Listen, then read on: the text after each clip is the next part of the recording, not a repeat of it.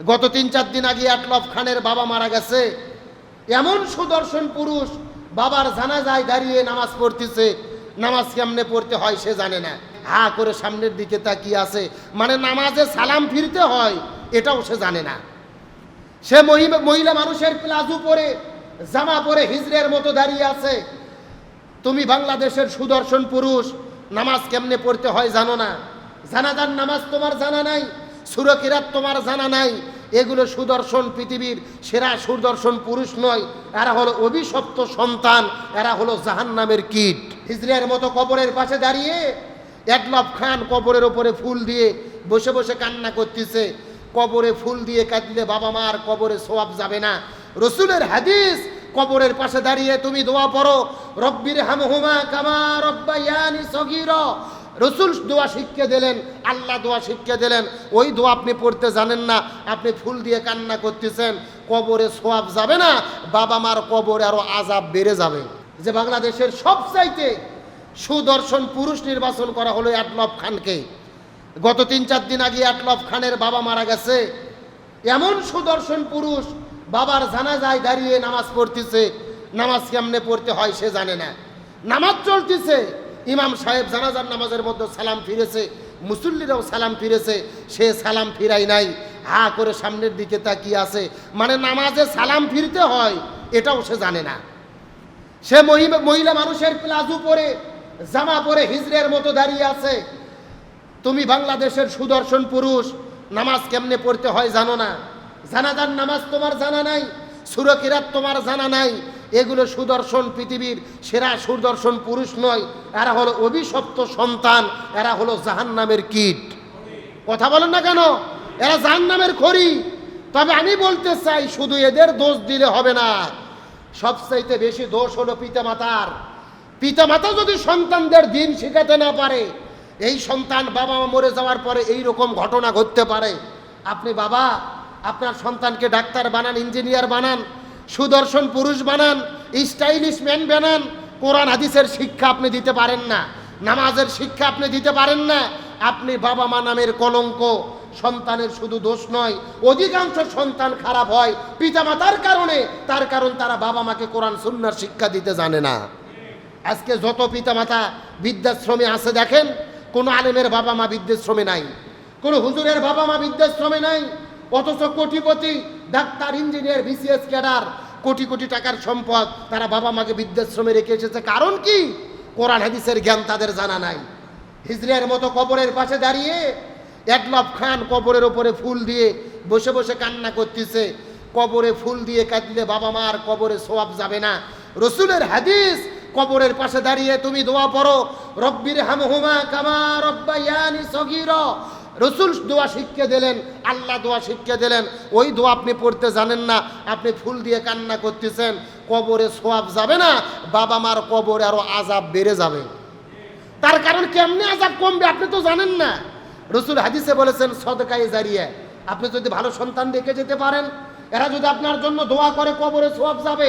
পক্ষান্তরে যদি খারাপ সন্তান রাখেন, ইবাদত বন্দেগি করে না, সারাদিন ইসলাম বিরোধী কাজ করে, কবরে শুনো যাবে না, গুণও যাবে না, সওয়াব যাবে। তাহলে কবরে গুণও যাবে, কি কিচ্ছু যাবে না, মানে গুণও যাবে। যেরকম সদকায়ে জারিয়া, একই রকম গুণয়ে জারিয়া। ভালো সন্তান পৃথিবীতে রাখলে সওয়াব পাবেন, আর খারাপ সন্তান রাখলে কি পাবেন? গুণও পাবেন কবরে। তাহলে কবরে যদি সওয়াব পাইতে চান, সন্তানগুলোকে দিনদার, ইমানদার, মুত্তাকি বানানোর চেষ্টা করেন, তাহলে কবরে সওয়াব পাইতে পারেন। এবং আমরা যদি এই জমিনের মধ্যে সুখে শান্তিতে থাকতে চাই, আমাদের কোরআন সুন্নাহ অনুসরণ করতে হবে। এটা হুকুম করেছেন কে? আর একটু জোরে বলেন। আমার প্রিয় বন্ধুগণ, মুসলমান ভাইরা, গভীর মনোযোগ লক্ষ্য করুন। রাসূল কারীম সাল্লাল্লাহু আলাইহি ওয়াসাল্লাম এই পৃথিবীতে আগমন করেছেন। রাসূলের জীবনী নিয়ে আমরা আলোচনা করতেছিলাম। রাসূল এই মাসের মধ্যে আগমন করেছেন, আবার এই মাসেই পৃথিবীর মধ্য থেকে বিদায় নিয়ে চলে গেছেন।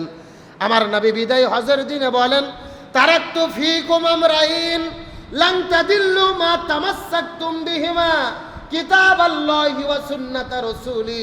আমি পৃথিবীর মধ্য থেকে বিদায় নিয়ে চলে যাব, তবে আমি তোমাদের জন্য দুইটা জিনিস রেখে যাচ্ছি, এই দুইটা জিনিস যদি তোমরা আঁকড়ে ধরতে পারো তাহলে ইহকালেও তোমরা শান্তি পাবে, পরকালের মধ্যেও তোমরা মুক্তি পাবে, আর কখনোই পথভ্রষ্ট হবে না। তার মধ্যে এক নম্বর হলেন কিতাব আল্লাহ, আল্লাহর কিতাব হলেন কোরআন, আর দুই নম্বর হলেন সুন্নাত আর রসুলের সুন্নাত। এই কোরআন সুন্নাত যদি আমরা অনুসরণ করি আমাদের জন্য কোনো বিপদ থাকবে না, সর্ব অবস্থায় আমাদেরকে মুক্ত দান করবেন কে? এজন্য কোরআন এবং সুন্নাহকে আমাদের অনুসরণ করতে হবে।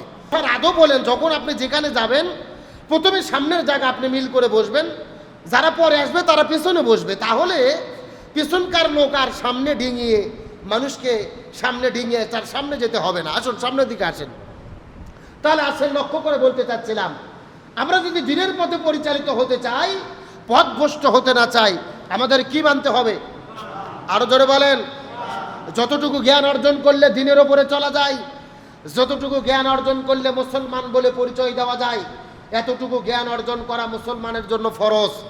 কিন্তু আমরা পৃথিবীর মধ্যে সব শিক্ষা অর্জন করি, কোরআন পড়তে পারি না, এমন লোক আমাদের সমাজের মধ্যে আছে না নাই? আর একটু জোরে বলেন। কয়েকদিন আগে আমরা বাংলাদেশে দেখলাম যে বাংলাদেশের সবচাইতে সুদর্শন পুরুষ নির্বাচন করা হলো আটলফ খানকে। গত 3-4 দিন আগে আটলফ খানের বাবা মারা গেছে। এমন সুদর্শন পুরুষ বাবার জানাজায় দাঁড়িয়ে নামাজ পড়তেছে, নামাজ কেমনে পড়তে হয় সে জানে না। নামাজ চলতেছে, ইমাম সাহেব জানাজার নামাজের মধ্যে সালাম ফিরেছে, মুসল্লিরাও সালাম ফিরেছে, সে সালাম ফিরাই নাই, হা করে সামনের দিকে তাকিয়ে আছে। মানে নামাজে সালাম ফিরতে হয় এটাও সে জানে না। সে মহিলা মানুষের প্লাজো পরে, জামা পরে হিজড়ের মতো দাঁড়িয়ে আছে। তুমি বাংলাদেশের সুদর্শন পুরুষ, নামাজ কেমনে পড়তে হয় জানো না, জানাজার নামাজ তোমার জানা নাই, সূরা কিরাত তোমার জানা নাই। এগুলো সুদর্শন, পৃথিবীর সেরা সুদর্শন পুরুষ নয়, এরা হলো অভিশপ্ত সন্তান, এরা হলো জাহান্নামের কীট। কথা বলেন না কেন? এরা জাহান্নামের খড়ি। তবে আমি বলতে চাই, শুধু এদের দোষ দিলে হবে না, সবচাইতে বেশি দোষ হলো পিতামাতার। পিতামাতা যদি সন্তানদের দিন শেখাতে না পারে, এই সন্তান বাবা মা মরে যাওয়ার পরে এই রকম ঘটনা ঘটতে পারে। আপনি বাবা আপনার সন্তানকে ডাক্তার বানান, ইঞ্জিনিয়ার বানান, সুদর্শন পুরুষ বানান, স্টাইলিশ ম্যান বানান, কোরআন হাদিসের শিক্ষা আপনি দিতে পারেন না, নামাজের শিক্ষা আপনি দিতে পারেন না, আপনি বাবা মা নামের কলঙ্ক। সন্তানের শুধু দোষ নয়, অধিকাংশ সন্তান খারাপ হয় পিতামাতার কারণে। তার কারণ তারা বাবা মাকে কোরআন সুন্নাহর শিক্ষা দিতে জানে না। আজকে যত পিতামাতা বৃদ্ধাশ্রমে আছে দেখেন, কোনো আলেমের বাবা মা বৃদ্ধাশ্রমে নাই, কোনো হুজুরের বাবা মা বৃদ্ধাশ্রমে নাই, অথচ কোটিপতি doctor, engineer, BCS cadre, crore crore টাকার সম্পদ, তারা বাবা মাকে বৃদ্ধাশ্রমে রেখে এসেছে। কারণ কি? কোরআন হাদিসের জ্ঞান তাদের জানা নাই। হিজড়ের মতো কবরের পাশে দাঁড়িয়ে আটলফ খান কবরের ওপরে ফুল দিয়ে বসে বসে কান্না করতেছে। কবরে ফুল দিয়ে কাঁদলে বাবা মার কবরে সওয়াব যাবে না। রসুলের হাদিস, কবরের পাশে দাঁড়িয়ে তুমি দোয়া পড়ো, রব্বির হামহুমা কামা রব্বায়ানি সগীরা। রসুল দোয়া শিক্ষা দিলেন, আল্লাহ দোয়া শিক্ষা দিলেন, ওই দোয়া আপনি পড়তে জানেন না, আপনি ফুল দিয়ে কান্না করতেছেন, কবরে সওয়াব যাবে না, বাবা মার কবরে আরো আযাব বেড়ে যাবে। তার কারণ কেমনে আযাব কমবে আপনি তো জানেন না।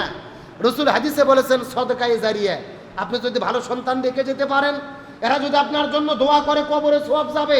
পক্ষান্তরে যদি খারাপ সন্তান রাখেন, ইবাদত বন্দেগী করে না, সারাদিন ইসলাম বিরোধী কাজ করে, কবরে শুনো যাবে না, গুণও যাবে না, সওয়াব যাবে। তাহলে কবরে গুণও যাবে, কি কিচ্ছু যাবে না, মানে গুণও যাবে। যেরকম সদকায়ে জারিয়া একই রকম গুণয়ে জারিয়া। ভালো সন্তান পৃথিবীতে রাখলে সওয়াব পাবেন, আর খারাপ সন্তান রাখলে কি পাবেন? গুণও পাবেন কবরে।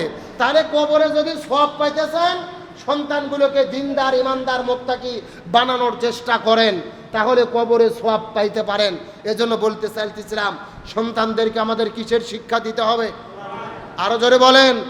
কোরআন দিয়ে যদি আমি যদি সন্তানদের শিক্ষিত করতে পারি, আমাদের সন্তানটা জান্নাতি যুবক যুবতী হবে। কিন্তু শুধু আপনি আমি চেষ্টা করলেই তো সম্ভব নয়।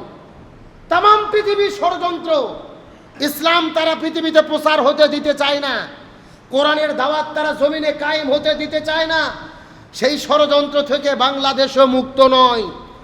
বাংলাদেশের বর্তমান ডক্টর ইউনূসের সরকার গতকালকে সিদ্ধান্ত নিয়েছে, 65,000 প্রাথমিক বিদ্যালয়ে, প্রাইমারি স্কুলগুলোতে গানের শিক্ষক নিয়োগ দেবে।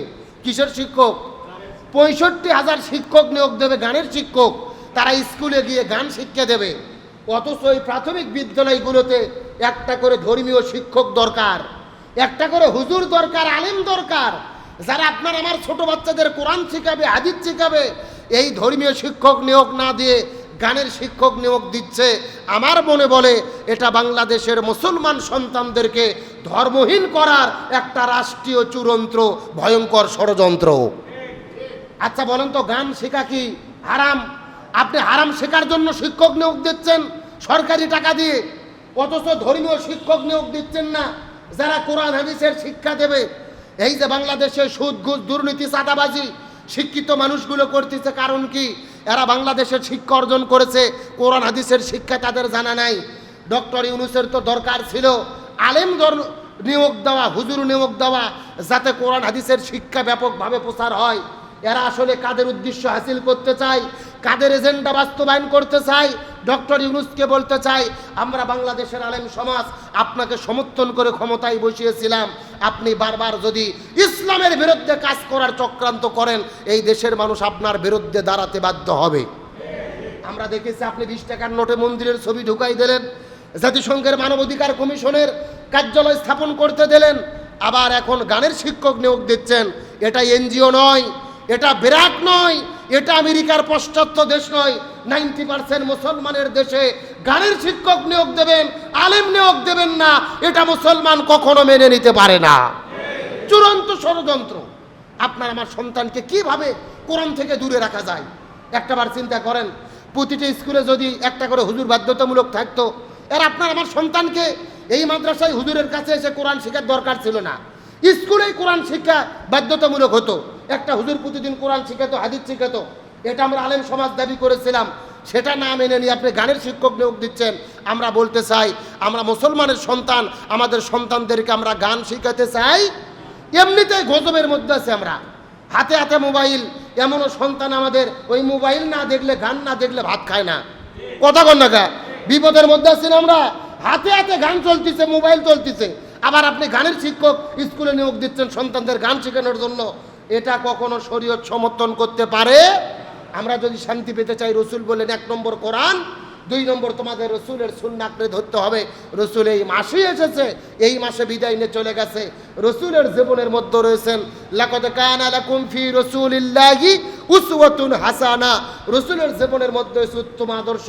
রসুলের আদর্শ যদি মানি চলি, তাহলে শান্তি এবং মুক্তি পেতে পারি। যে কথা বলতে চাচ্ছিলাম, রবিউল আউয়াল মাস যখন চলে আসে, আমাদের মধ্যে দ্বন্দ্ব শুরু হয় সিরাতুন নবী আর মিলাদুন নবী। তাহলে মিলাদুন নবী মানে হলো রসুলের কি ঘটনা? জন্মের ঘটনা। জোরে বলেন, কি ঘটনা? রসুলের জীবনের জন্মের বৃত্তান্তকে বলা হয় মিলাদুন নবী, আর রসুলের কর্ম বৃত্তান্তকে বলা হয় সিরাতুন নবী।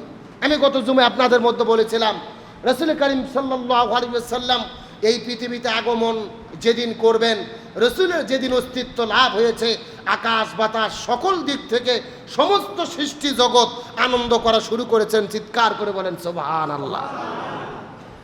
আমার প্রিয় বন্ধুগণ, মুসলমান ভাইরা গভীর মনোযোগ লক্ষ্য করুন। রাসূল করিম সাল্লাল্লাহু আলাইহি ওয়াসাল্লাম এই পৃথিবীতে মায়ের গর্ভে এখন পর্যন্ত আসে নাই। যখন পিতা এবং মাতার মধ্যে, যখন এই পৃথিবীতে রাসূল করিম সাল্লাল্লাহু আলাইহি সাল্লামের বাবা হযরত আব্দুল্লাহ আর মায়ের নাম হলেন আমেনা, এই বাবা এবং মা মিলে এই পৃথিবীতে যখন মেলামেশা করেছেন, মহব্বত ভালোবাসা করেছেন, ওই রসুলের মায়ের গর্ভের মধ্যে রাসূল করিম সাল্লাল্লাহু আলাইহি ওয়াসাল্লাম যেই দিন অস্তিত্ব লাভ করবেন, আসমান জমিন গ্রহ পর্বত নক্ষত্র জ্যোতিষ্ক মণ্ডলী এই পৃথিবীর মধ্যে যা কিছু দেখতে পারি, যা কিছু দেখতে পারি না, সব কিছুর ভেতরে আনন্দ করা শুরু হয়ে গেছে। ওই সাগরের মাছগুলো দৌড়ানো শুরু করেছেন। একটা মাছ আর একটা মাছের কাছে গিয়ে হাসতে হাসতে বলে, তোমরা জানো নাকি আখিরি জামানার পয়গম্বর মুহাম্মদুর রাসূলুল্লাহ সাল্লাল্লাহু আলাইহি ওয়াসাল্লাম এই পৃথিবীতে অস্তিত্ব লাভ করেছেন। আসমানের ফেরেশতাগুলো আনন্দ করা শুরু করলেন, এই জমিনের ফেরেশতাগুলো আনন্দ করা শুরু করলেন। রসুল যেদিন অস্তিত্ব লাভ করলেন, এই পৃথিবীর মধ্যে সব কিছু আনন্দ করা শুরু করে দিয়েছে। এই জায়গার মধ্যে শেষ নয় মুসলমান, রসুলের মা আমিনা এই পৃথিবীতে সন্তান গর্ভের মধ্যে আগমন করার পরে আমিনা যখন এই পৃথিবীতে বসবাস করা শুরু করেছে, রসুল যখন তার মায়ের গর্ভের মধ্যে চলে এসেছে, যখন রাস্তা দিয়ে হেঁটে যায়, আমিনা যেই দিক দিয়ে হেঁটে হেঁটে যাচ্ছিলেন তার শরীরের মধ্য থেকে সুঘ্রাণ বের হয়ে ওই মক্কার জমিনের মধ্যে ছড়িয়ে পড়া শুরু করে দিয়েছে। আর একটু জোরে বলেন না। মক্কার মানুষেরা বড় আশ্চর্য হয়ে গেলেন। আমিনা তো এই পৃথিবীতে একজন বিধবা মহিলা, তার স্বামী পৃথিবী থেকে বিদায় নিয়ে চলে গেছেন। রসুলের বাবার নাম বলেন আব্দুল্লাহ,